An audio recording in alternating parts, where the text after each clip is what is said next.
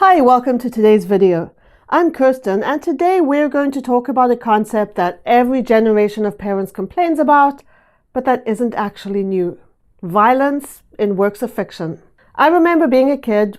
Yes, I do remember, even though it was a long time ago. And I'd be watching a TV show or listening to a song, and one of my parents would say something about how everything these days seems to be about violence. We've all heard people blame musicians, authors, and video game makers for gang violence, mass shootings, and assault. One of the most famous examples of this happened in the wake of the Columbine High School shooting in 1999. Back then, school shootings were rare enough to be shocking, and in their desperation to hold someone responsible, the media blamed alternative music lyrics in general and the songs of Marilyn Manson in particular. Manson himself spoke out strongly in his own defense, and he had every right to. His career was undoubtedly damaged as a result of this, and there was no actual evidence to support it. I am no different to my parents in this respect. I look at video games like Grand Theft Auto, and these video games are just another kind of storytelling, and I am horrified at the violence in them.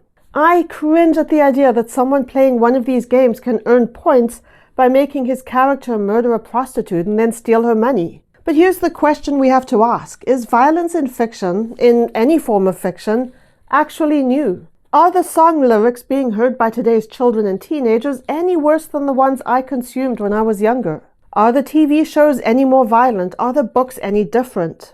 A few years ago, when I was doing my postgrad writing certification through the University of California, I took a children's literature class. This involved rereading books that I had read many years previously as a child. Alice in Wonderland, Treasure Island, Peter Pan. When I read these books as a child, I loved them. They took me to these fantasy escapist worlds where anything was possible. But when I read the same stories through the lens of adulthood, I was kind of horrified. In Alice in Wonderland, the Duchess violently shakes her baby while yelling these words. Later in the same story, we have a queen who orders the spot executions of anyone who commits the smallest infractions. Dictatorship? Then we have the story of Peter Pan, in which a sweet little fairy named Tinkerbell can sprinkle pixie dust on others to give them the ability to fly. That sweet little fairy is also insanely jealous of other girls and frequently resorts to violence. Another of my childhood favorites was Lord of the Flies, in which school kids underwent a near-complete social devolution when stranded on an island. When it comes to movies, the 70s brought us Dirty Harry, The Godfather, Taxi Driver, Clockwork Orange. Not only was the violence in these movies plentiful, it was depicted with frightening realism. In short, I don't believe entertainment media, either print or film, has become more violent over time. I mean, Shakespeare's Richard III has a body count of 12, not counting the people who died in battle. One poor unfortunate soul was stabbed and then drowned in a barrel of wine, which is a shameful waste of wine.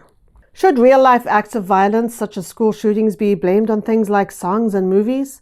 Absolutely not. We have been fictionalizing all aspects of life, including violence, since the beginning of time, because these things are part of life. People who commit these acts have far bigger issues than the TV shows they're watching or the books they're reading. That's it for today. I'll see you in the next video.